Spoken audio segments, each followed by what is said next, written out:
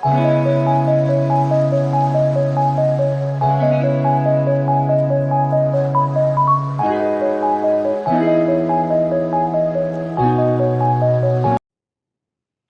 welcome to Proven Cures. My name is Sarah McLeod, your host, and today is Wednesday, October 23rd, 2024, and I am doing this video in response to a viewer request for information on alleviating high blood pressure. The reason why this research was a bit more difficult for me is that this channel is dedicated to clinical trials. If someone asked me to research a specific nutraceutical or a herb, for instance, it narrows down the information that I'm going to generate, because simply there are just not a lot of clinical trials about herbs and natural therapies. But when you give me an entire disease class to research, it is hard to pinpoint what I can share here, because clinical trials are focused on patient populations. Now, if you ask me, oh, could you look and see what clinical trials are showing, latest results are showing for, let's say, garlic in overweight hypertensive people, that narrows the information down a lot for me and makes my search a lot faster and a lot easier. But I still appreciate um, the drive to want to know more. Also, hypertension, kind of like diabetes, has a huge myth around it, that it has a specific patient profile. Hypertension does not. I remember, well, first let me say what that myth is. The myth is that, not necessarily a myth, but the general consensus is that, oh, if a person is clearly obese or overweight, where we can actually see the fat deposits, not the deposition of visceral or internal fat, that person more than likely has a sedentary lifestyle, more than likely eats junk food, and thereby is more than likely to be hypertensive. That's not always the case. There are a lot of persons of normal weight. I'll tell you, my ex-husband was 6'2", 176 pounds, and walked around with high blood pressure all the time. And that was attributed to always having some strong alcohol at least one time out of the day. That was his norm. And it contributed to him being a 26-year-old man with stroke level hypertension. So, what I chose to share here is not a single clinical trial, guys, but it's a review of many clinical trials over a long period of time that was able to allow whomever is listening to this video to identify themselves in the chart, identify themselves according to how they live, in order to see what they want to try, what lifestyle difference they want to make, to see if it will make an aggressive difference to their current blood pressure. So, the first thing I'm going to recommend before I dive into the trial are, well, the first two things I'm going to recommend before diving into the meta analysis is, firstly, have a home blood pressure monitor. They're not expensive. They're on Amazon for, they I think, as low as $20 and $30. And it's really important to be able to check. You really want to bring it under control, and you want to bring it under control the natural way. Maybe you want to use nutraceuticals or specific nutrients or specific herbs. Maybe make a diet change or an exercise change, a lifestyle change, and you want to see if you're making a difference. You got to have that tool at home. They have them that go on your wrists. Doesn't have to be complicated at all with the stethoscope and all that. No, they have ones that go on your wrist. You press a button, they inflate, and you keep it near your pulse, and they take your blood pressure for you and give you an idea of, did this lifestyle change make a difference in my blood pressure? Is this something that I can keep up with? Is it worth the change? If that doesn't work for you, at least you have your values there, and then you can make other changes instead, for your betterment. The second thing I want to say is that a lot of people fail to realize that most persons with hypertension retain a lot of sodium. The American Heart Association recommends sodium intake for persons with hypertension to be no more than 1,500 milligrams per day.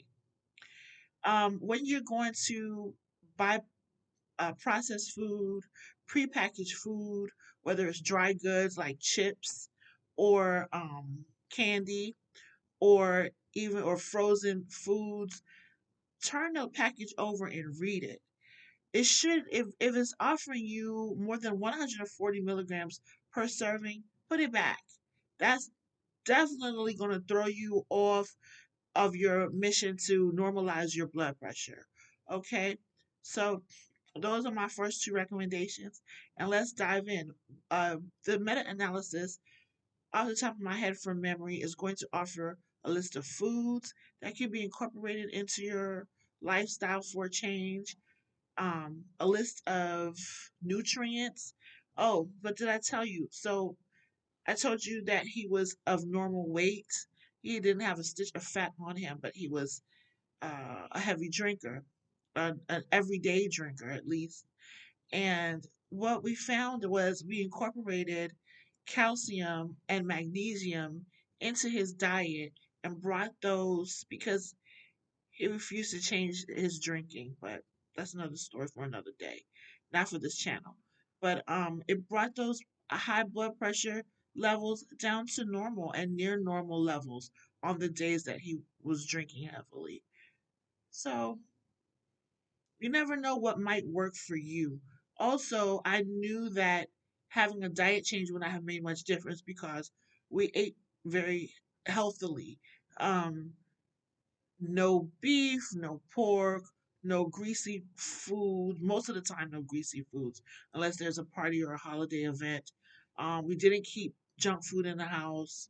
I've always eaten like that too, which is why I, although being overweight, have maintained normal blood cholesterol, normal lipid, and normal um, blood pressures. So, yeah, so let's dive in.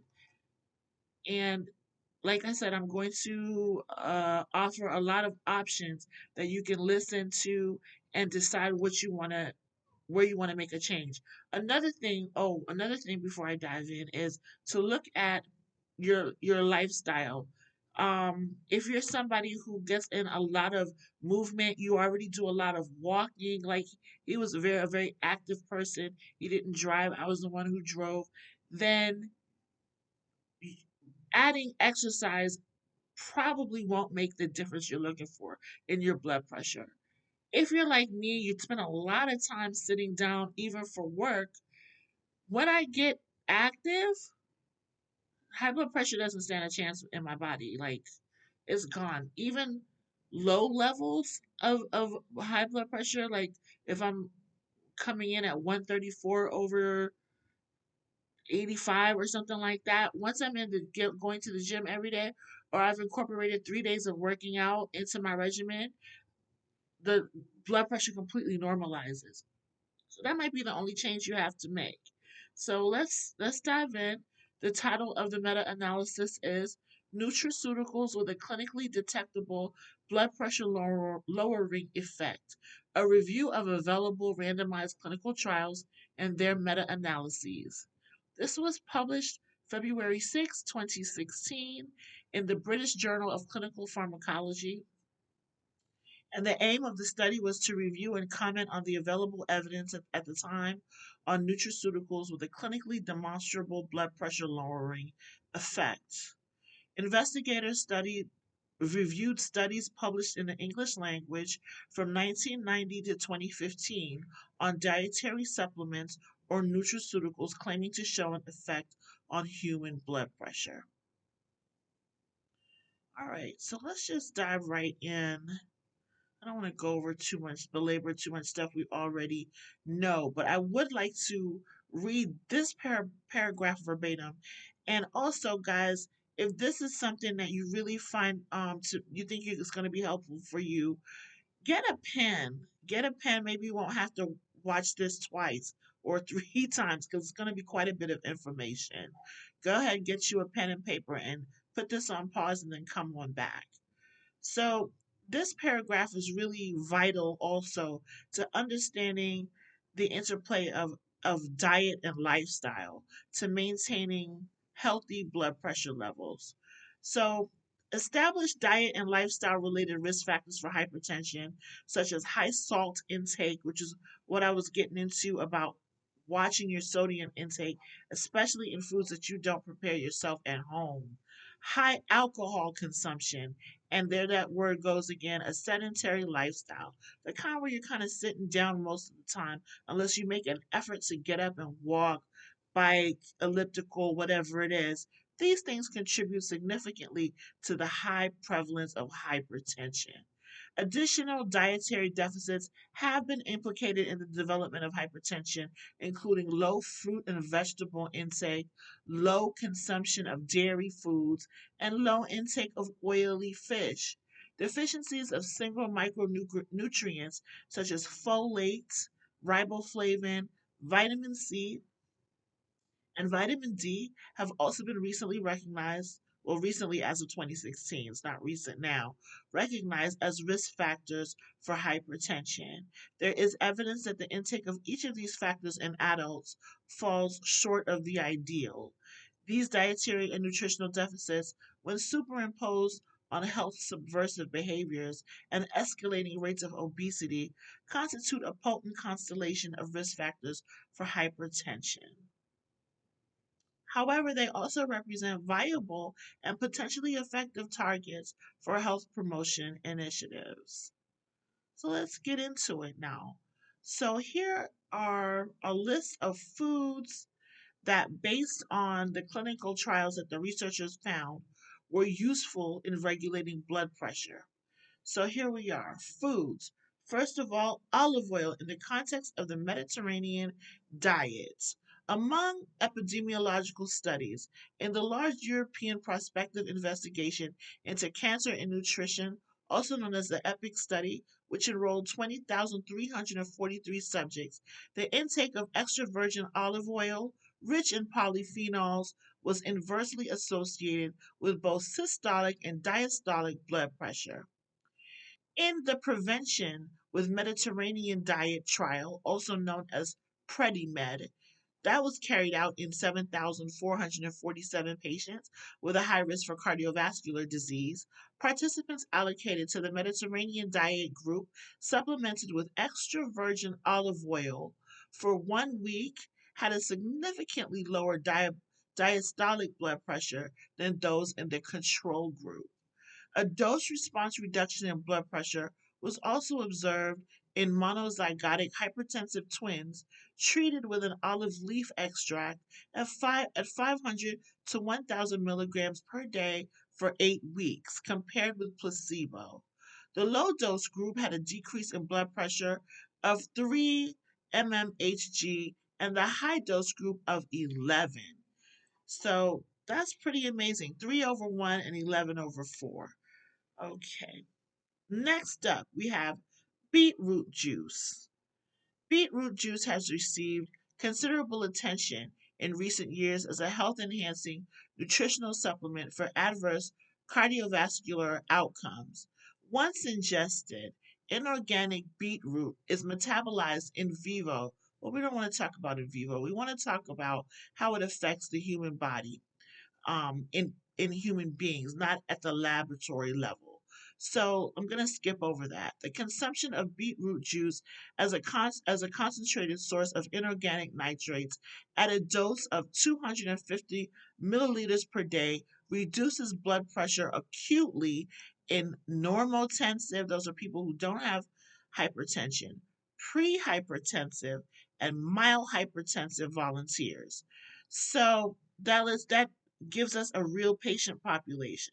So if you know you're on the low end of high blood pressure, maybe some days you're normal, some days you're like tipping over that 120 over 80 measurement scale, adding beetroot juice to your diet can be quite helpful. One word about beetroot. I overconsumed, not the juice, but I had beetroot gummies, and I threw myself into a state of hypoglycemia, which was very, very frightening. I never experienced that before. And I was home alone when I did that. So just because I say that to say, just because something is natural, of course, something like olive oil, I don't think you can OD on olive oil. We cook with olive oil, we consume olive oil, we put olive oil on our skin, so on and so on. Olive oil doesn't really have, I don't think, any negative side effects whatsoever. But beetroot, be careful. It doesn't just lower your blood pressure, and if overconsumed, and I'm not diabetic. I wasn't taking any diabetic medication, and I still experienced a dangerous level of hypoglycemia. And I don't want to scare anybody to dive into just how bad that my situation was, but I'm just saying be careful. And if you do get into the habit of consuming beetroot juice, have a carb on the side. Have something on the side that will normalize your blood sugar levels. Next up on the list is cocoa. A large number of dietary flavonoids exert vascular protective effects, being antioxidants, anti inflammatory, improving nitric oxide metabolism and endothelial function, and moreover, their intake is associated with a reduced risk of cardiovascular disease. Cocoa flavonoids are the most studied in the clinical setting. Flavonols from chocolate appear to increase nitric oxide bioavailability, protect the vascular endothelium, and decrease cardiovascular disease risk factors. Studies have shown that endothelial function is impaired during hyperglycemia and that dark chocolate increases flow mediated vasodilation in healthy and hypertensive subjects with and without glucose intolerance. And I really wanted to harp on that. Like, don't say, oh, cocoa, I love chocolate. Let me run out and buy some chocolate and get to chomping down on my favorite Hershey's or whatever. What you want to focus on is the chocolate that it doesn't taste very well. The chocolate to which milk is, in fact, not added. Usually it's bittersweet, in fact, and that's dark chocolate. That is a chocolate, if eaten in moderation, maybe post a heavy meal, it will prevent your blood pressure from spiking. Something like that now, you would expect to see a change in your blood pressure over the period of approximately 18 weeks.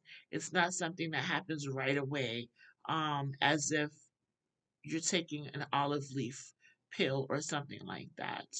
Okay, so that's just a heads up, but it's something that you can incorporate into your diet over time if it's something you enjoy and helps to normalize your blood pressure. Okay, another thing mentioned here is tea, regular consumption. So if you can exchange your coffee for tea, or if you don't do coffee at all, just incorporate some tea. You might find benefit to your blood pressure with tea.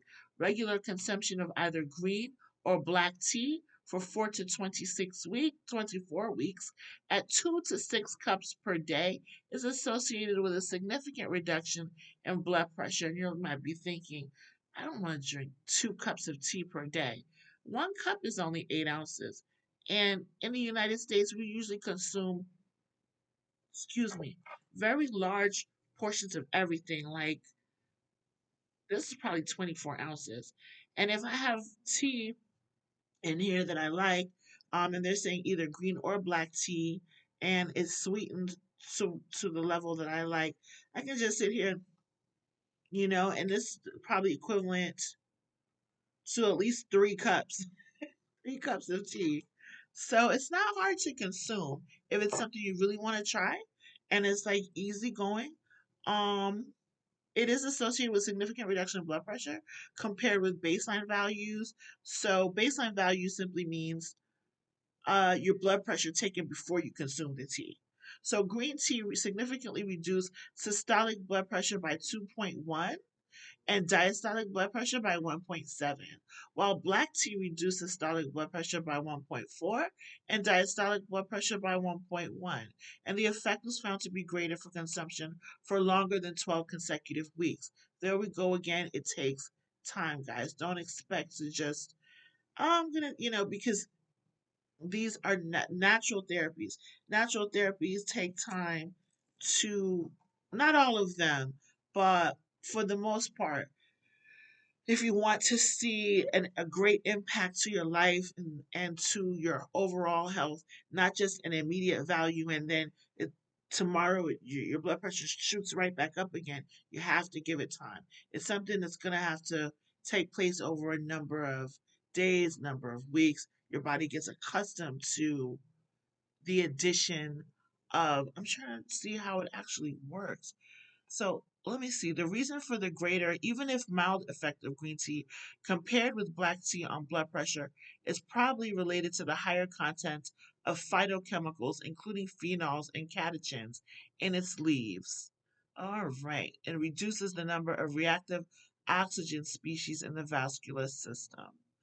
There's another kind of tea that's mentioned, hibiscus sabdorifa tea. I know that's a red tea. I'm wondering if it's the same tea that we Jamaicans identify as sorrel. I don't know what sabdorifa means, but it is, Mom. It's a type of sorrel. So, if you want to, it's really, I don't know how to describe the taste. I grew up on it, so I love it. Um, I don't know. I don't know how to describe a taste, guys. You just have to try it for yourself. At Christmas time, we normally make huge amounts of it and add rum. That changes the whole purpose of the tea. But yeah, you don't have to add rum. We normally add rum and what else? Wine and nutmeg and all this stuff to make what we call a rum punch.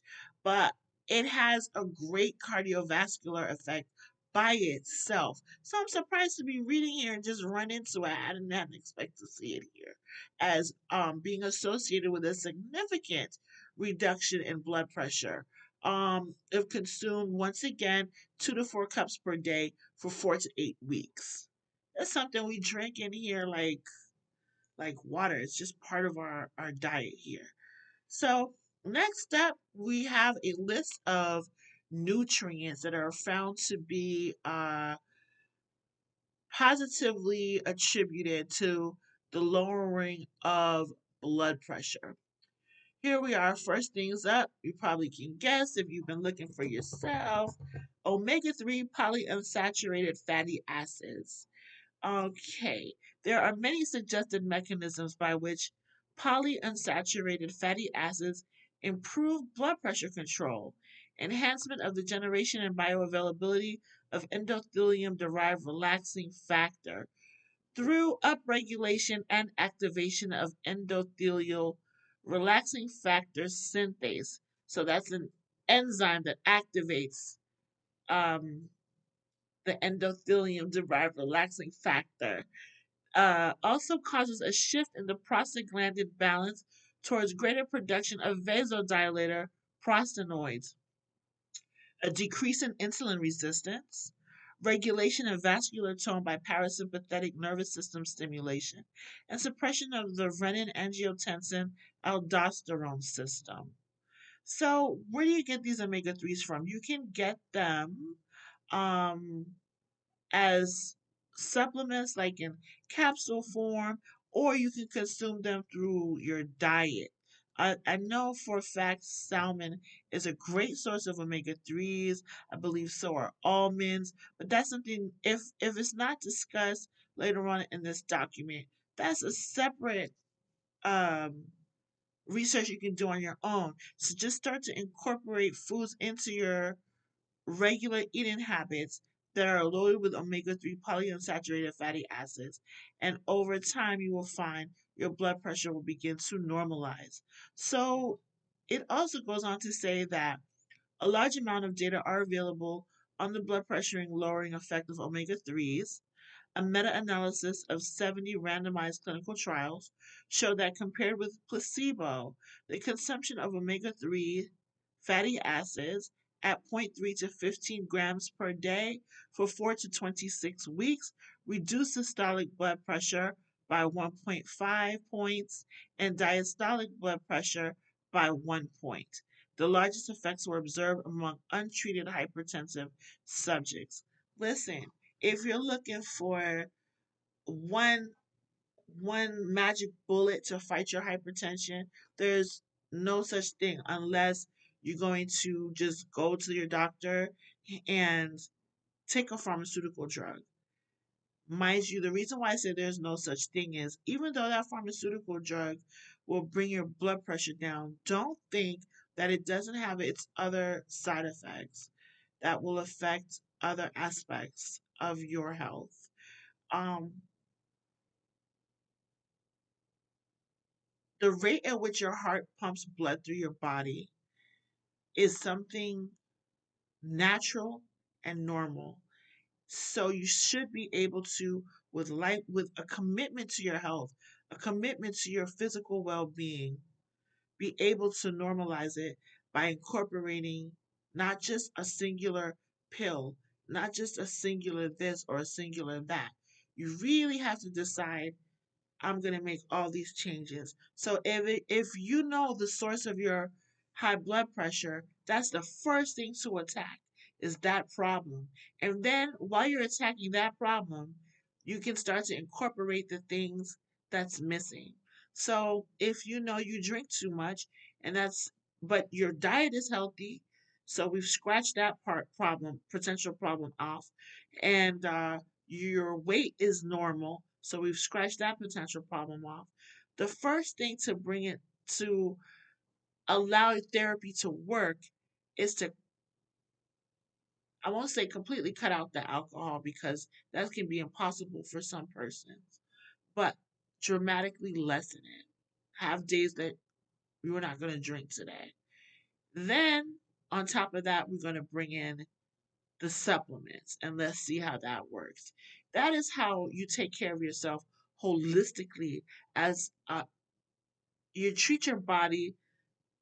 You're not just treating a disease, you're treating the health of the entire body because we all work synergistically. The right works with the left. The up works with the down.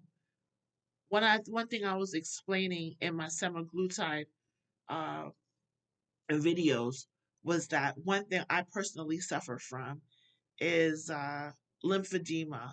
And so I understand that in order for me to tackle my polycystic ovarian syndrome problem, I have to go on a protocol with semaglutide, which requires me to consume large amounts of water, which will, I know, exacerbate my lymphedema problem. But I can't fix one thing and leave the other thing. I can't do that. I have to work on myself as a whole.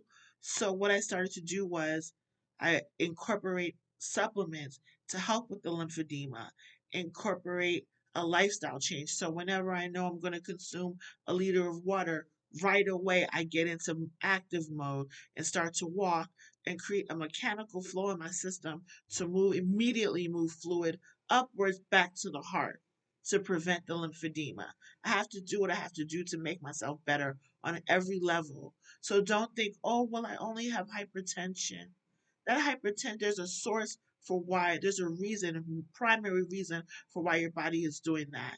Tackle the reason, and then you can incorporate all these awesome changes into your lifestyle, into your diet, with and the changes in adding in nutraceuticals, adding in the right nutrients, and so on. Okay? So the next thing up are proteins, peptides, and amino acids. So let's see what they say here. So a meta-analysis of 40 randomized controlled trials, including 3,277 participants, showed that, compared with carbohydrates, dietary protein intake was associated with significant changes in mean systolic blood pressure and diastolic blood pressure of 1.8 and 1.2, respectively. Both vegetable proteins and animal proteins were associated with significant blood pressure changes of 2.3 and 2.5 respectively for systolic, and 1.3 and 1.9 and a 1.3 decrease and 0.9 decrease, respectively, for diastolic blood pressure. Part of the blood pressure lowering effect might have been caused by a component of the vegetable protein source other than protein, in particular soy isolates. But see, that's the thing again. Like now they're saying, yeah, we did this study, but we're not sure if it was the protein that lowered the person's blood pressure, or was it the soy isoflavones? What that says to me is they use well, if they're soy isoflavones, that for sure is attributed to the vegetable protein source. Um, if you are someone, okay, you decide I want to include more proteins in my diet because I do eat a lot of bread and rice and this and that. Maybe if I increase my protein, I'll see a betterment in my blood pressure. Do you know what your lipid values are? When was the last time you had your cholesterol checked with a doctor? Before you just jump on a bandwagon, think about that because if you have um uh a poor lipid profile, or you're someone who already know that you have a lot of animal protein in your diet, you always have a burger or something like that, this might not be what you need to lower your blood pressure. You know what I mean? But you can always try vegetable protein sources. And the best way to do that, in order to get at least 20 20 grams, would be with vegetable protein powders, because oh my goodness, how much veggies are you going to eat in one day without disturbing your gastric system, and so on and so forth. So everything you do, be mindful of other aspects of your health. That's basically what I want to say there. The next up on the list, we have potassium, magnesium, and other minerals. In the case of my ex, that was his issue. He was low on minerals. So with the addition of magnesium and calcium, sure there were other minerals, but those were the ones that stood out the most in the formulation that I gave him. I remember it was a many years ago, but that really worked well for him in decreasing his blood pressure. And he actually said it made him feel better. He felt calmer. So if you're someone who has an issue with mood, maybe you feel anxious a lot or angry a lot, this might be exactly what you need, because mineral deficiencies have been attributed in clinical studies over the years to mood problems. Um, and somehow it's also connected to your vascular system and where your blood pressure fluctuates throughout the day. So, the effectiveness of restricted sodium or increased potassium intake on mitigating the risk of hypertension has been demonstrated in observational research.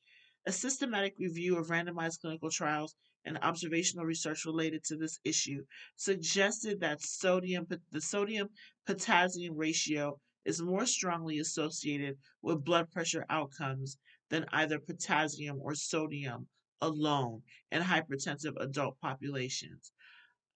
Let's see. A balanced diet should contain 4,700 milligrams per day of potassium, with a potassium sodium ratio of 4 to 5 of potassium to 1.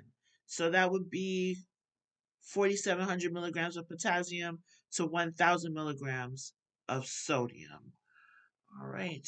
Doubling the intake of potassium is associated with a reduction of about 4 to 8 points in systolic blood pressure and 2.5 to 4 points in diastolic blood pressure in hypertensive subjects. Goes on to say that the response seems to be higher in Black subjects and in patients with higher dietary sodium intake. I'm going to repeat that because I know most of my viewers look like me. Listen, guys, the response seems to be higher. That means Black patients get the most benefit from adding doubling their potassium intake and lowering their sodium intake down to 1,000 milligrams per day. Okay, so let's see. Oh, there's more. Higher potassium is also associated with a lower incidence of cardiovascular and cerebrovascular incidents. They're talking about heart attacks and strokes, type 2 diabetes, left ventricular hypertrophy, heart failure, and cardiac arrhythmias, independently of blood pressure reduction. So that goes to show again, when we are treating ourselves naturally, we are also treating ourselves holistically. We're not just dealing with the blood pressure. We are preventing diabetes. We are preventing heart attacks. We are preventing strokes. We are preventing heart failures and cardiac arrhythmias. We're doing a lot just by adding some more potassium to the diet and reading those packages of what we eat, reading those packages of the stuff we pop in the microwave, and ensuring that we're not getting more than 140 milligrams of sodium per serving, not per the whole package, per serving. So if a serving is half of the package, half of that package should not give you more than 140 milligrams of sodium. So I hope that's helpful in regards to the nutrients. I'm going to, we got stuff here on magnesium. Let me not move too quickly. Give me 1 second, guys. Hold on. All right. I don't want to skip anything that's important. All right. Now, an inverse relationship between dietary magnesium intake and blood pressure has also been found. A meta analysis of randomized clinical trials with 3 to 24 weeks of follow up found that magnesium supplementation is associated with a decrease in systolic blood pressure of 3 to 4 points, give or take 2, and in diastolic blood pressure of 2.5, give or take 1 point, which increased further with crossover design trials and an intake of more than 370 milligrams per day.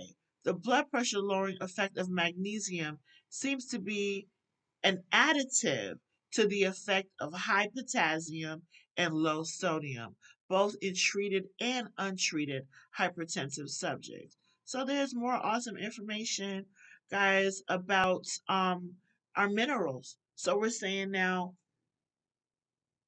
up with the potassium, down with the sodium, up with the magnesium, balance out the blood pressure. Sounds good to me. And that's not asking for too much of a change in diet either, other than watching your sodium intake. Numerous mechanisms have been proposed to explain the magnesium induced blood pressure reduction, which is in fact a calcium channel blocking action, an increase in prostaglandin, and an increase in, I don't remember what, nitric oxide synthesis. Okay, so what are we saying? Potassium and magnesium.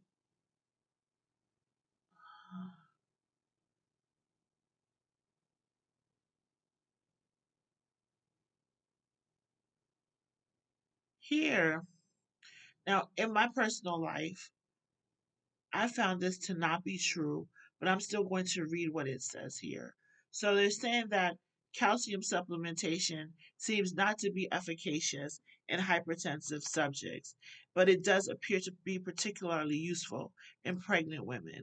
A meta analysis of the Cochrane collaboration involving 13 randomized clinical trials and more than 15,000 women supports its use during pregnancy, as it appears approximately to have the risk of preeclampsia, to reduce the risk of preterm birth, and to reduce the rare occurrence of the composite outcome of death or serious morbidity without evidence of any relevant side effects. That's amazing. All right, let's see what else we have. Oh. Check this out, guys. Adding taurine, which is an amino acid, at 1,000 to 2,000 milligrams per day also enhances the antihypertensive effects of magnesium. So if you want to really try out the mineral route, there's basically no negative side effects, right? So we're talking about, once again, increasing the potassium, ensuring that the sodium stays very low, um, adding magnesium, and if you add taurine to your list, you will enhance the antihypertensive effects of magnesium. So those minerals play a huge role in balancing blood pressure levels. So now let's dive into our vitamins. Deficiencies in vitamin C and vitamin D have been recognized as factors for hypertension. In a meta-analysis of clinical trials with a median vitamin C dose of 500 milligrams per day over a median 8-week period in hypertensive patients, systolic blood pressure was reduced by 4.8 plus or minus 1.2 points, but diastolic blood pressure was not reduced. Um, Vitamin C also seems to improve the efficacy of antihypertensive drugs such as amlodipine. Now that's the cool thing. Like when you are taking minerals and vitamins, they work synergistically a lot of times with the drugs that you get from the doctor. You might have really out of control blood pressure that might not be just a source of a lifestyle problem. It could be you have a high blood pressure because you have an organ damage somewhere else. And so you have to be on medication from your doctor. You have to take amlodipine. But imagine if you can get a better benefit from it by adding vitamin C. Now, I'm not saying run out and add vitamin C. I'm saying, hey, go to your doctor and have this little discussion. They'll probably agree because vitamin C is helpful on so many levels, and they may even prescribe you a higher dose than what's available over the counter. Although I don't think so. I think you can over the counter. I don't think there's a restriction, but maybe you can get a higher dose in one pill or something like that. Here it goes on to say that in elderly patients with refractory hypertension who are already on maximal pharmacological therapy, 600 milligrams of vitamin C per day lowered the blood pressure uh, by 20 plus or minus 8 points. So, geez, that's remarkable, guys. I'm kind of glad I'm doing this, just even from my own knowledge. Let me see if I can find anything else on the vitamins. It just concludes that the doses of vitamin C supplements that are proposed to improve blood pressure range from 500 to 1,000 milligrams per day, are usually well tolerated and do not require any specific attention. Next up, we have soluble fiber. When dietary fiber is associated, While dietary fiber is associated with a small decrease in blood pressure, especially when incorporated into a Mediterranean diet, the supplementation of soluble fiber has been associated with a significant blood pressure reduction in a couple of recent randomized clinical trials with a parallel positive effect on glucose and lipid metabolism. There we go with that synergy. um, you go to fix one thing, you end up fixing other things. Soluble fiber comes in the form of guar gum, guava, psyllium, oat, and oat bran, and also many berries as well, strawberries, blueberries. They all can be attributed to the reduction of blood pressure. Um, the average reduction being about 7.5 over 5.5 reduction. So 7.5 reduction in systolic, 5.5 reduction diastolic, with a dose of 40 to 50 grams of soluble fiber per day. Also, flaxseed is a rich dietary source of alpha linolenic acid, lignans, and fiber with a number of positive health benefits on blood pressure. A recent meta analysis of 14 randomized clinical trials indicated that flaxseed supplementation slightly but not significantly reduces systolic blood pressure and diastolic blood pressure. All right. Let me see how much more information do I have to share. Yikes. This is pretty long. Give me 1 second, guys. I'm about to switch screens so I can see how much time I actually even have left here.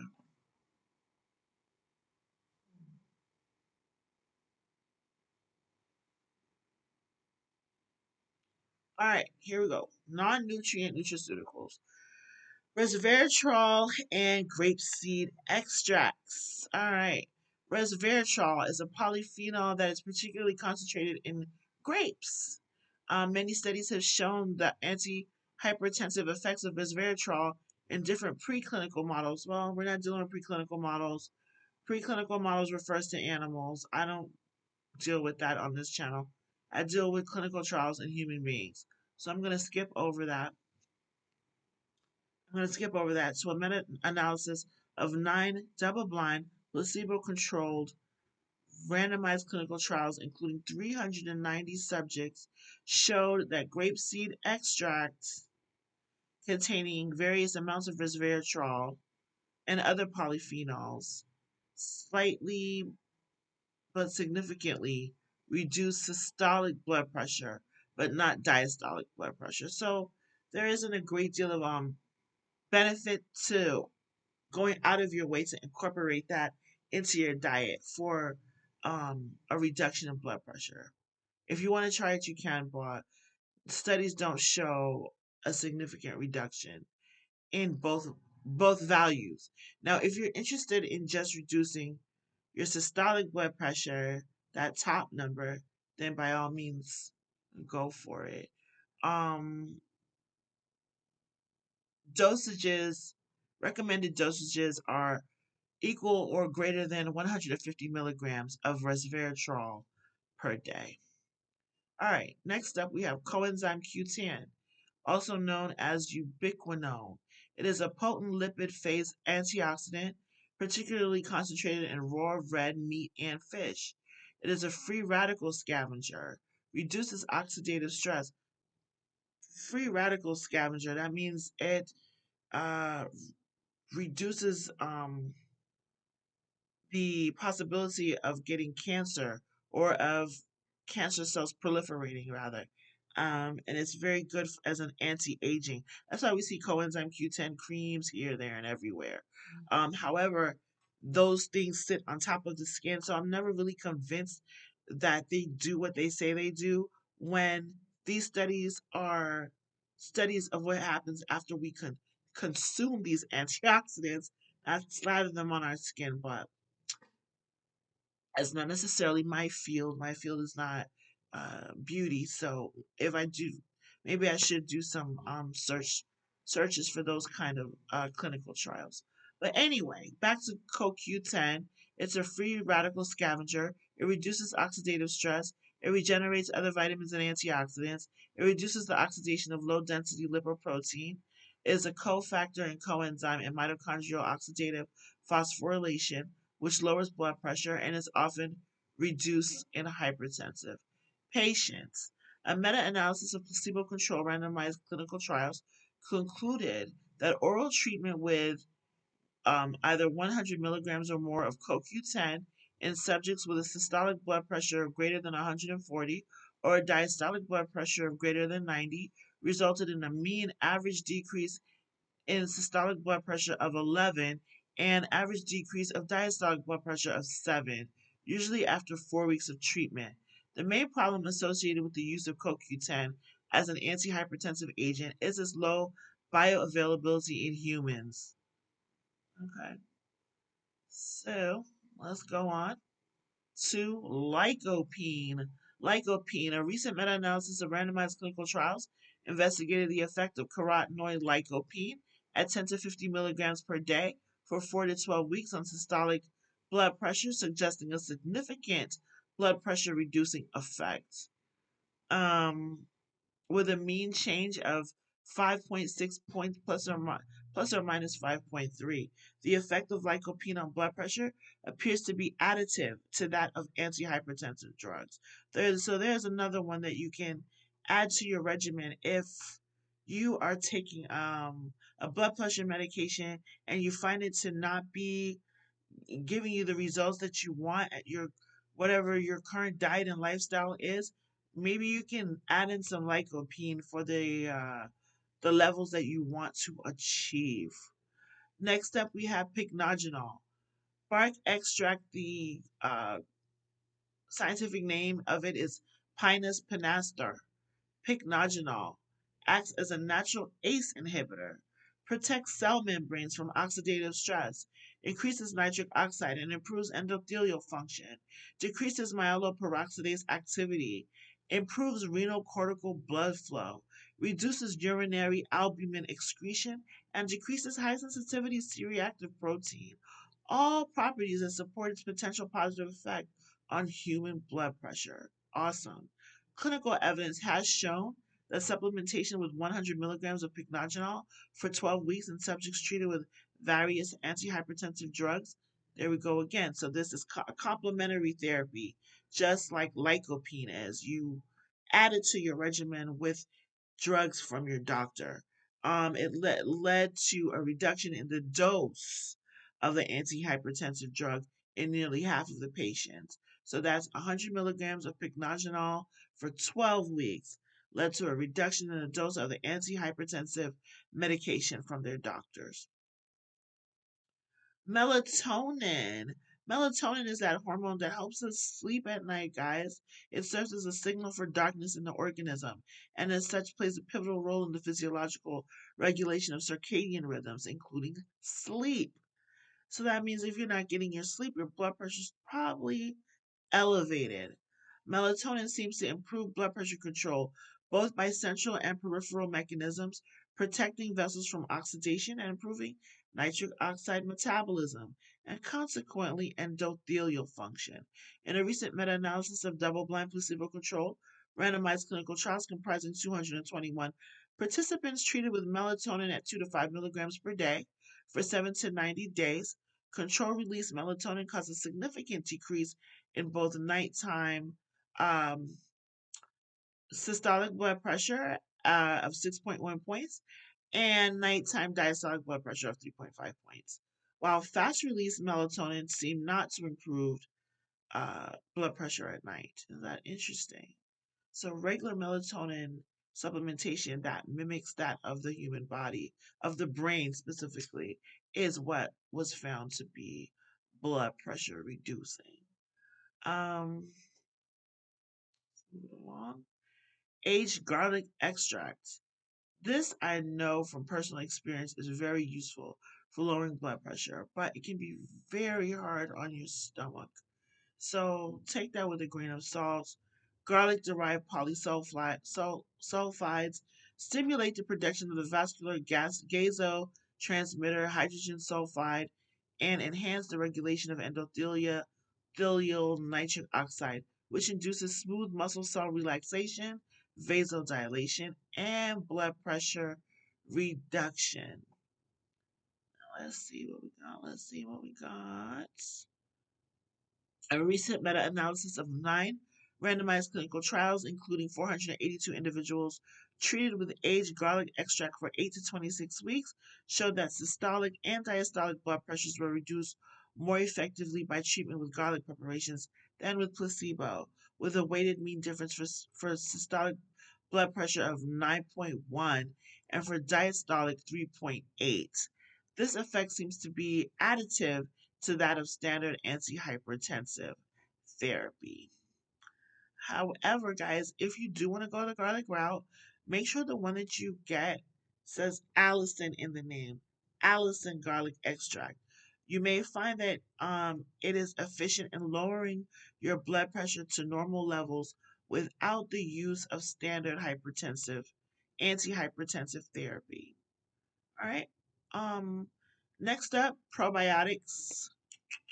A meta-analysis of randomized clinical trials suggested that consuming probiotics may improve blood pressure to a modest degree. Um, Another meta-analysis of 14 randomized clinical trials involving 702 participants showed that compared with placebo, probiotic fermented milk, specifically, I'm assuming that would be in Greek yogurt. I'm not sure, but you can look that up for yourself.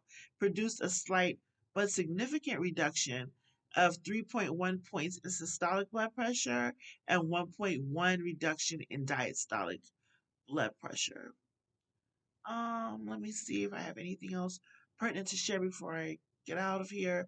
Um, some preliminary clinical data suggests a slight but significant blood pressure reducing effect for black sesame, pomegranate juice, unroasted green coffee, hawthorn, vitamins B6 and D, alpha lipoic acid, carnitins, and taurine. But the evidence for these is still inconsistent. All right, so that concludes what I have to share about naturally reducing um, hypertensive levels. Um, After this video, you're going to see a video for an ad for my clothing designs. I have my own store. It's that time of year. If you want to go back to the gym, I have some beautiful gym things. Most of my clothing goes all the way up to a size 6X. Please give it a look. Incorporate one of my pieces into your closet. I would greatly appreciate it. And thank you for watching, guys. I'm getting really, really tired. You can probably hear it in my voice. But like, share, comment, and do if you haven't subscribed. Please subscribe. I will be coming back all the time with new information that if you can't use it, I'm sure you probably know someone who can. All right? Take care and be blessed and good health to you. Until next time.